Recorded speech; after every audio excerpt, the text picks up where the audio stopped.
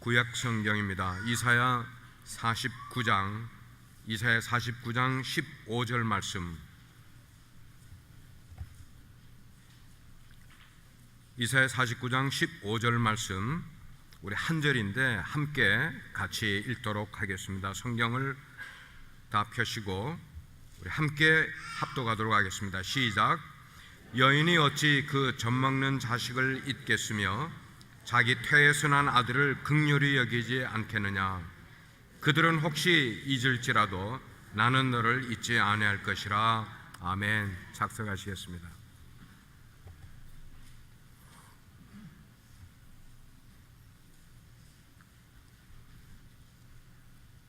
자, 이제 파워포인트 좀 준비해 주시고요. 이제 말씀 들어가겠습니다.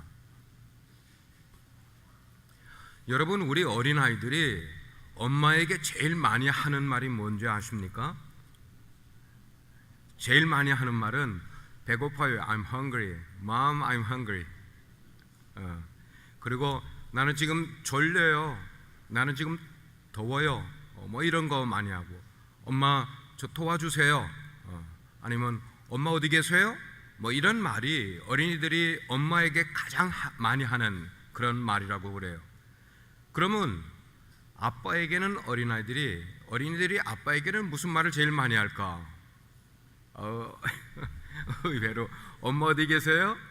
아빠에게 묻는데 엄마 어디 계세요? 엄마를 찾는 거예요. 그러면서 또 필요한 거 있을 때는 Dad, I need money. 돈이 필요해요. 그러니까 아빠라는 존재는 자기 필요할 때, 엄마가 필요할 때 아빠에게 물어보는 거예요. 자, 이게 좀 서운한 것 같지만 저도 아빠지만 이게 뭐 사실인 걸 어떡하겠어요. 정말 세상에 어머니라는 존재는 위대한 존재라고 생각을 합니다.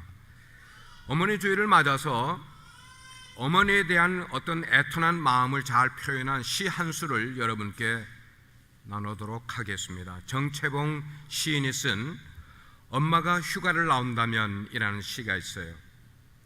제가 한번 읽어드리겠습니다. 엄마가 휴가를 나온다면, 하늘나라에 가 계시는 엄마가 하루 휴가를 얻어 나온다면, 아니 반나절 반 시간만 안 된다면은 단 5분, 그래 5분만 온데도 나는 원이 없겠다.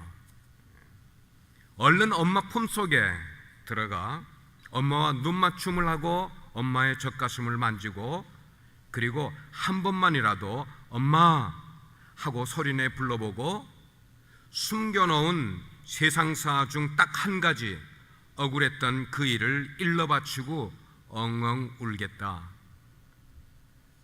이 얘기를 이제 보면, 이 시를 쭉 읽다 보면은 이 마음이 이게 짠해지는 거예요. 굉장히 리얼하게 엄마의 존재가 와닿는 그런 모습인 것 같아요. 어느 가정이든지 누구 있는지 보면은 그 가정의 구심점은 아빠가 아니라 엄마인 것을 우리는 알게 돼요. 여러분, 딸 잘 낳는 도시 이름이 뭔지 아세요? 달라스예요. 달라스. 이 달라스에 와서 딸 셋을 낳은 달라스에 우리 침례교 목사님이 계세요. 근데 그 목사님이 얼마 전에 이야기하시길 그래요. 집에만 가면은 아내하고 딸들 때문에 자기가 소외감을 느낀대. 왕따를 당하는 것 같아요. 왜냐하면 이 딸들이 나이가 자라가면서 아빠인 자기는 본체만 채하고 늘 시간을 엄마하고만 보낸다는 거예요. 뭐 이게 사실인 거, 현실인 걸 어떡하겠어요. 그래서 딸만 둔 가정의 아빠는 딸들이 자라나면서 소외감 느낄 수밖에 없다는 것을 여러분들이 좀 이해를 해보시면 좋을 것 같아요. 사람은 누구든지 엄마의 뱃속에서 10개월 있다가 태어나기도 했어요. 뭐 물론 9개월 만에 8달 반에 태어나는 그런 자녀들도 있지만 10개월 동안 태어난다고요. 그 10개월 동안 이 아기의 배꼽과 엄마의 배꼽이 붙어 있단 말이에요. 그 말은 엄마의 감정이 아이에게 그대로 다 전달이 된다는 거예요. 그리고 태어났어요. 태어나면은 엄마 곁을 떠나는 것 아니다. 엄마의 품에 안겨서 젖을 먹게 될 때에 엄마의 심장 소리를, 톡닥거리는 심장 소리를 이 아이는 들으면서 젖을 먹고 자라나게 돼 있는 거예요.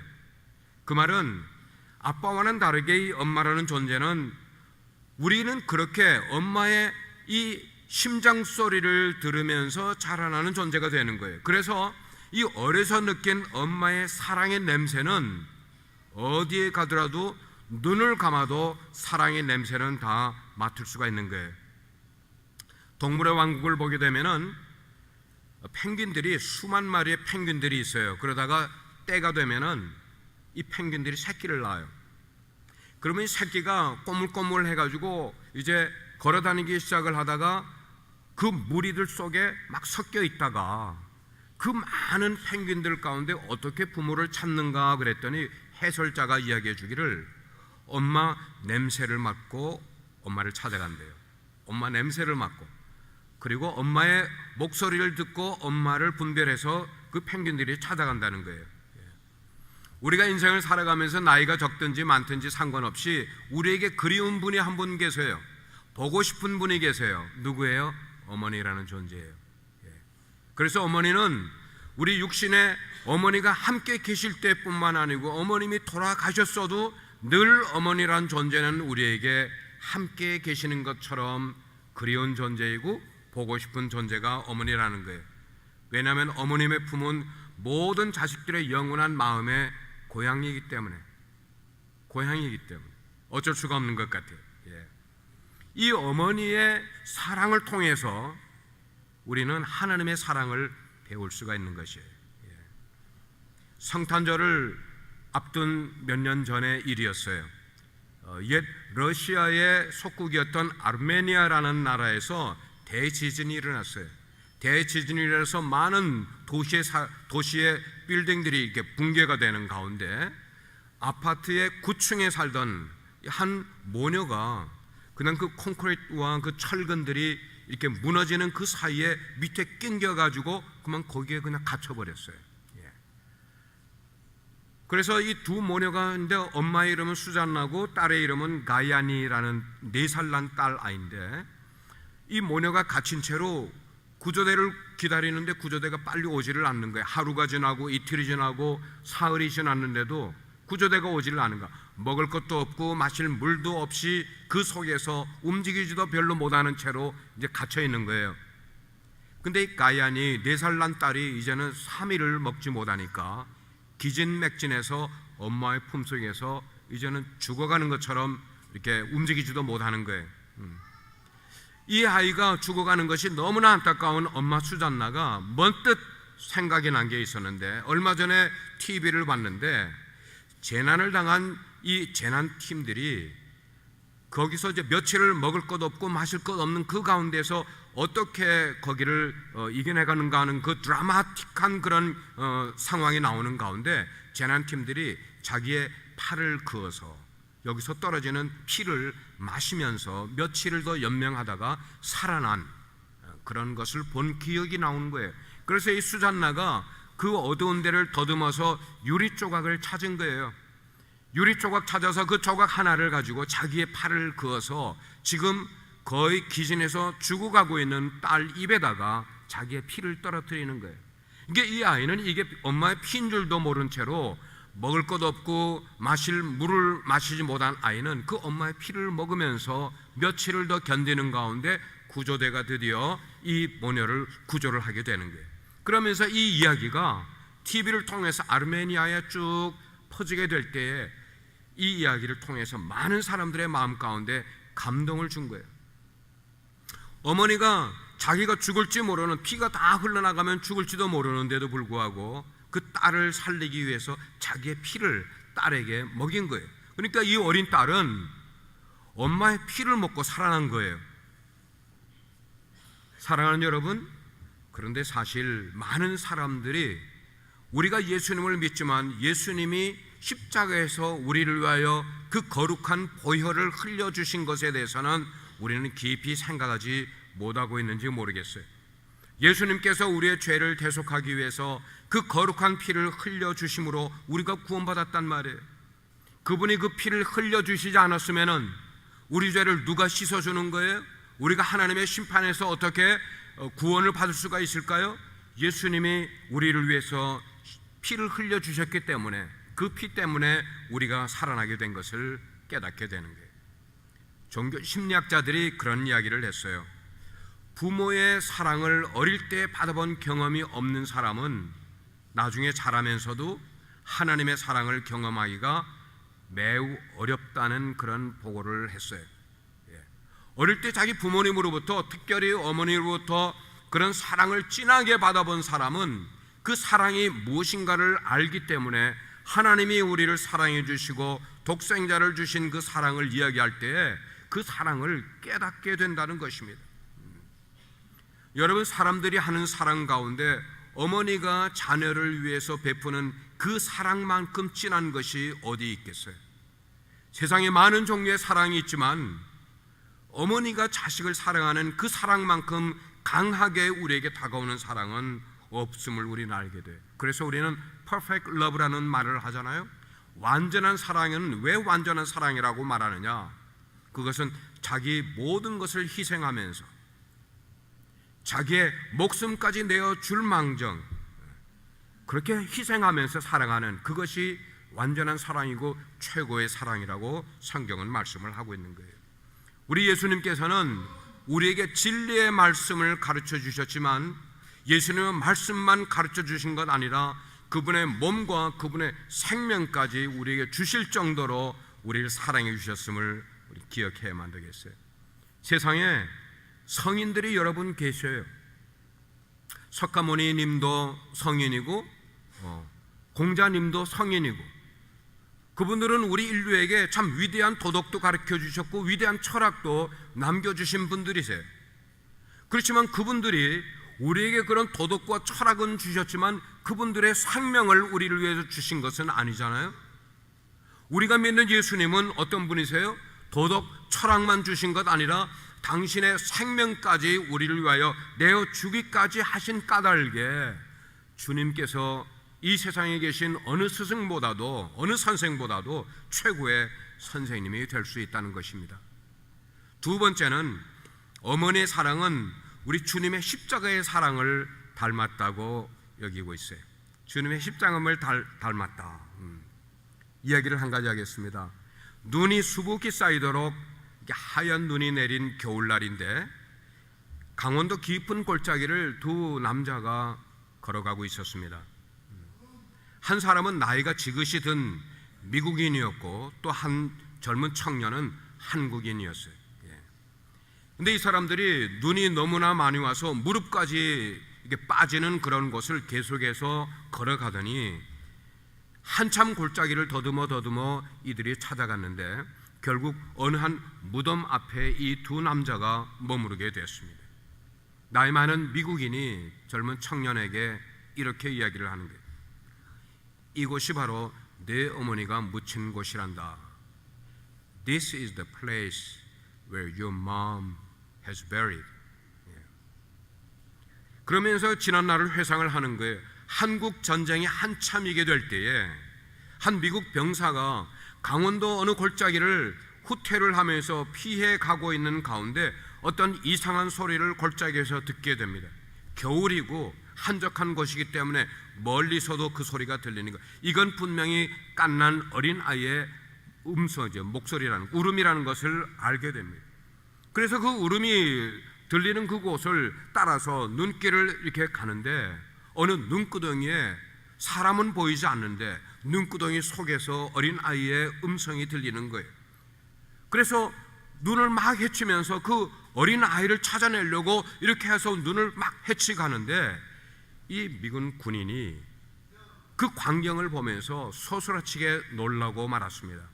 왜냐하면 눈을 헤친 그 속에는 한 여인이 옷을 하나도 입지 않은 발가벗은 모습으로 웅크리고 있는데 그 웅크린 속에서 아기의 소리가 들리는 거예요. 그래서 이렇게 보니까 아기가 그 엄마가 이제 후퇴하면서 피난 가면서 골짜기로 들어가다가 결국은 이제는 더 이상 자기가 살 수 없다는 그런 생각에 이 아이를 살리겠다는 생각으로 자기의 모든 옷을 벗어서 이 갓난 아이를 싸고 자기는 벌거벗은 몸으로 아이를 품고 아이를 살리기 위해서 그렇게 쪼그리고 누워 있으면서 자기는 얼어 죽은 거예요. 미군 병사가 이 눈을 헤치면서 그 광경을 보게 될 때 너무나 감동을 받았어요. 그래서 이 아이는 꼭 살려야 되겠다 생각을 하고 어머니를 그 언 땅을 파서 어머니를 거기다 묶고는 어머니 품에서 나온 그 어린 아이를 데리고 미국으로 오게 됐어요.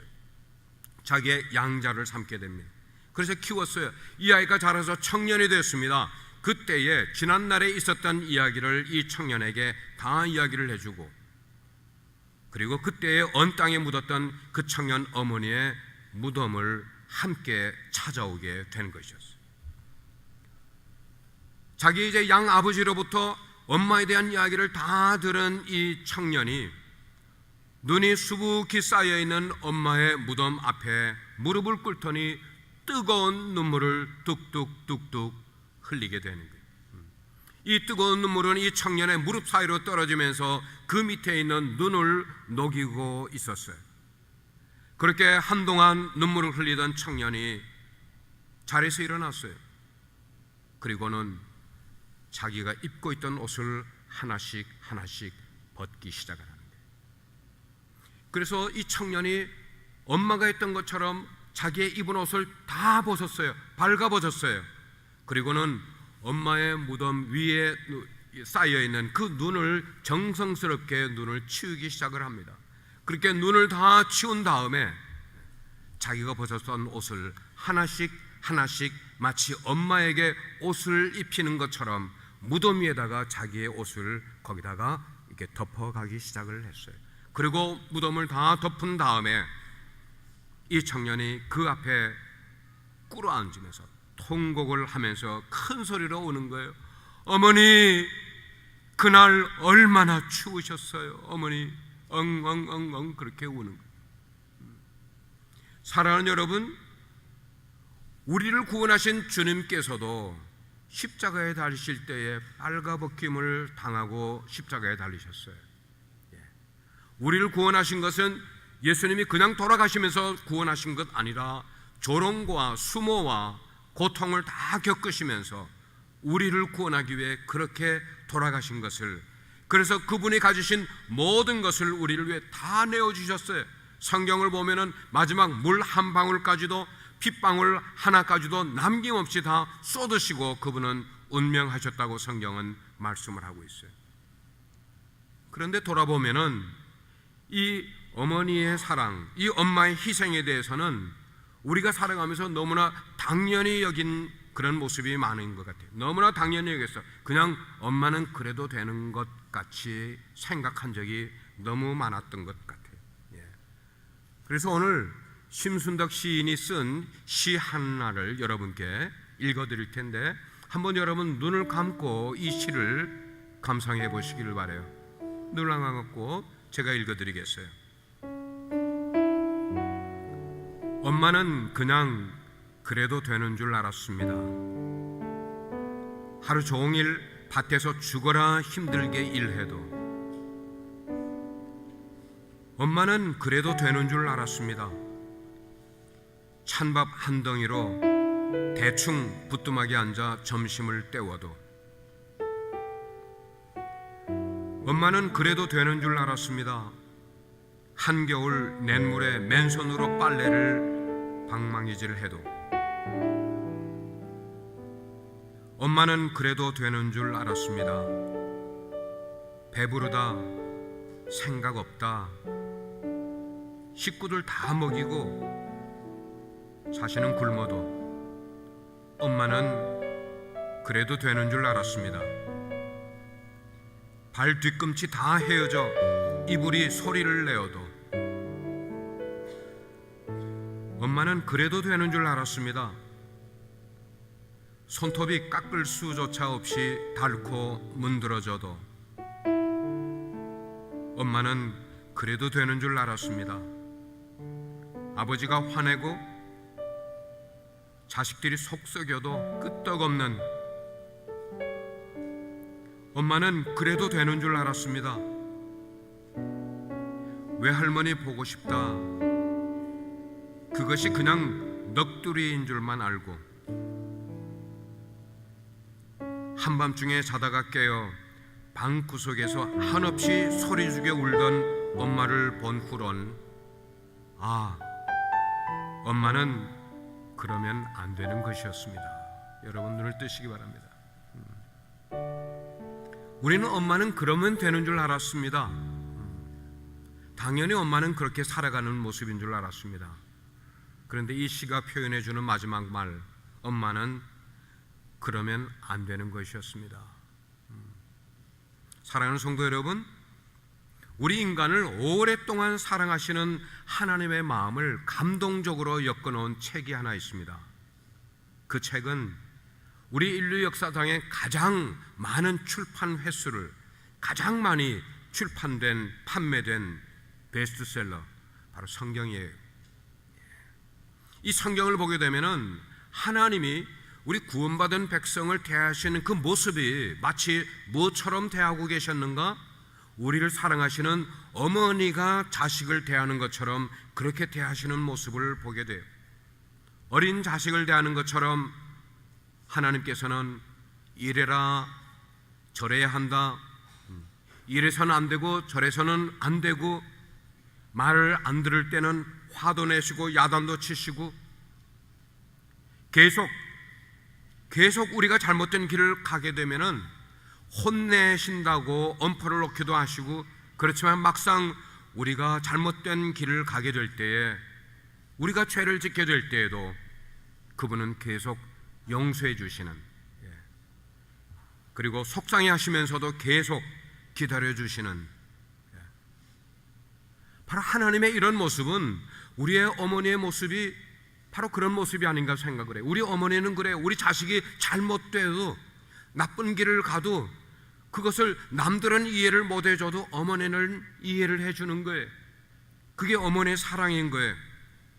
성경 곳곳을 보게 되면 바로 이런 하나님의 모성애가 섞여 있는, 모성애가 드러나는 그런 모습을 자주 발견할 수 있어요. 그 말씀들 가운데 대표적인 말씀이 오늘 우리가 본문으로 읽은 바로 그 말씀이에요. 제가 다시 한번 여러분께 읽어드리겠어요?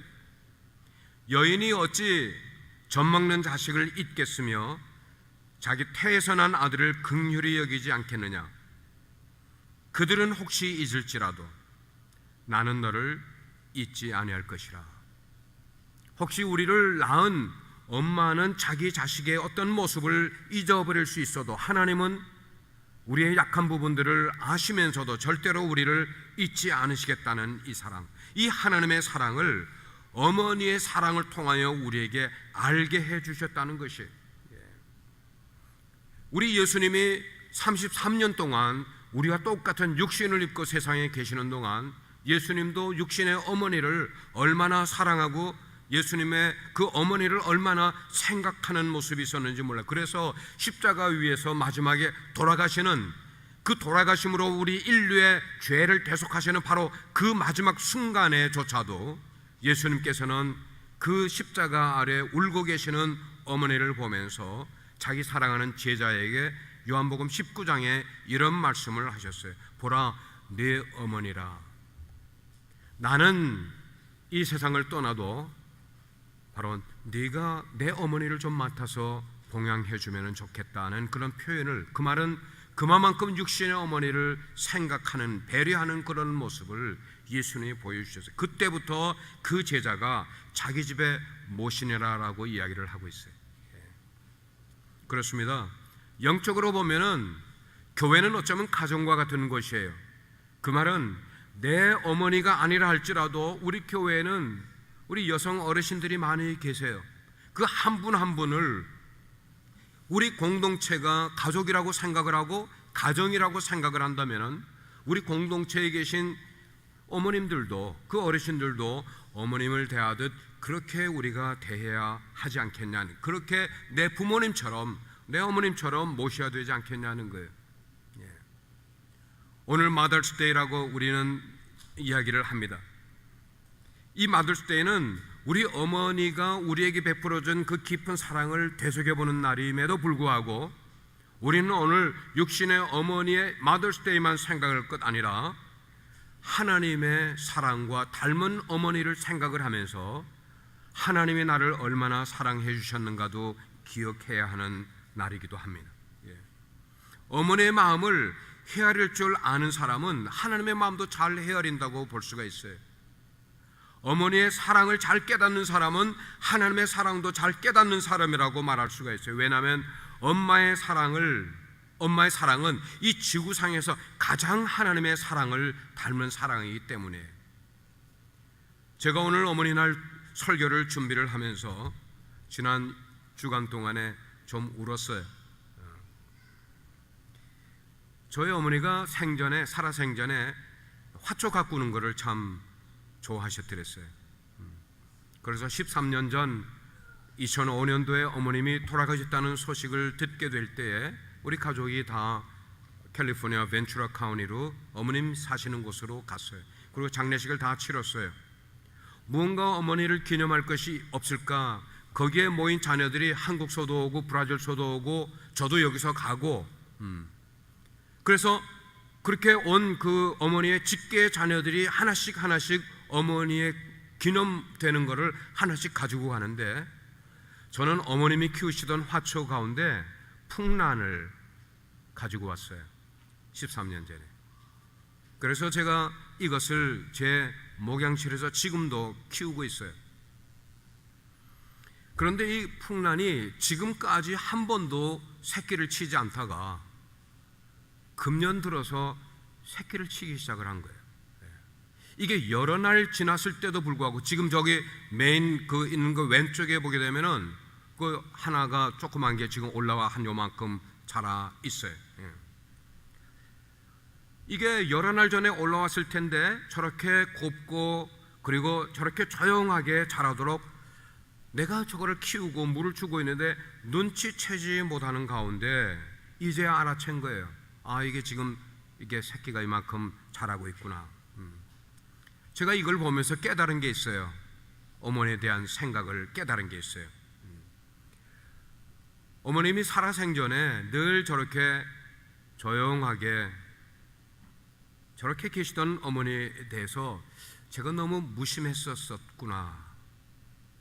저 화초가 새끼를 키우는 것, 그것을 내가 알아채지 못했던 것처럼 곁에 있으면서도 어머님이 계시는 동안 어머님이 저렇게 조용히 곱게 계시는 모습 자체를 내가 깨닫지 못하고 있었구나. 그래 풍란을 보면서 왠지 모르게 울었어요, 제가.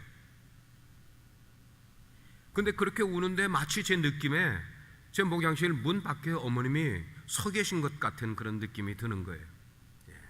아, 그렇구나. 생각해 보니까 어머니는 존재하셨을 때 늘 제 등 뒤에 계셨구나 하는 것을 깨닫게 된 거예요. 제가 어머니께 눈길을 주지 않으니까 어머니는 늘 제 등 뒤에 계셨던 거예요. 어머니는 늘 그런 존재셨던 거예요. 그러면서 생각이 드는 거를 하나님도 똑같은 분이셨어. 내가 믿는 하나님이라고 하면서 내가 한번 제대로 눈길을 제대로 주지 않고 있음에도 불구하고 언제나 하나님은 내 등 뒤에 계시면서 나와 함께 해주신 분, 이걸 깨닫게 된 거예요. 사랑하는 여러분, 하나님은 멀리 계시지 않습니다. 어머니란 존재가 우리가 계셔도 계시지 않아도 늘 우리 곁에 계신 분처럼 하나님도 눈에 보이시지 않지만 언제나 우리 등 뒤에서 우리를 보고 계세요. 우리가 한눈 팔고 있는 동안에도, 우리가 딴 데 관심을 쏟고 있는 동안에도 우리 하나님은 늘 우리 등 뒤에서 우리를 바라봐 주시고 놀라운 사랑으로 우리를 품어주시던 분임을 생각하게 돼요. 그런 하나님을 여러분과 늘 함께 살아가는 분으로 살아갈 수 있는 여러분 되기를 주의 이름으로 축원합니다. 기도하시겠어요? 사랑의 하나님, 우리에게 어머니를 주시고 어머니를 통해서 하나님의 사랑을 깨닫게 해주심을 감사드립니다. 우리가 부모님을 잘 공경하면 우리가 잘 되고 땅에서 장수하신다고 하신 하나님의 말씀을 믿습니다. 이 축복을 우리가 믿게 해주시기 원합니다. 육신의 부모님은 우리와 한 시대를 살아가고 있지만 그러나 하나님은 영원히 우리와 사는 분임을 깨닫게 해주시기 원합니다. 이 영원하신 부모님 그 하나님을 우리가 늘 깨닫고 살아가는 저희들 되게 해주세요. 그래서 하나님의 뜻이 무엇인지 그것이 내 삶에 찾아오게 될 때 순종하는 삶을 살아가는 저희들 되게 해 주옵소서. 그렇게 순종할 때에 육신의 부모님에게도 더 순종하는 저희들 되기를 간절히 기도합니다. 오늘도 우리의 마음이 우리 땅의 부모님과 그리고 하늘의 부모님을 생각하고 사랑함으로 우리의 삶에 기쁨이 넘칠 수 있도록 은혜 베풀어 주옵소서. 예수 그리스도의 이름으로 간절히 기도합니다.